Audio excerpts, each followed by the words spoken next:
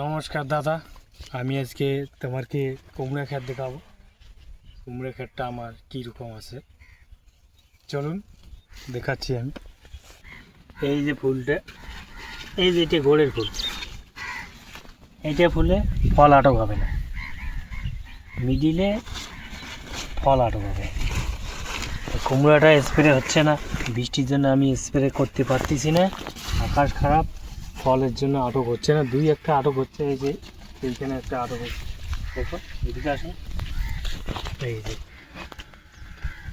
সাইজেও লম্বা, আমি চাপান দিতে পারিনি কুমড়ো বৃষ্টির জন্য, এই জন্য কুমড়োটা এইরকম হচ্ছে। দেখো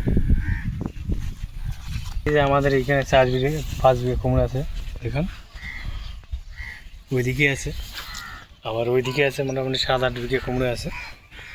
কুমড়োর তো চেহারা ভালো নাই, এইরকমের কুমড়ো, ফল যা আটক হয় 2-4টে।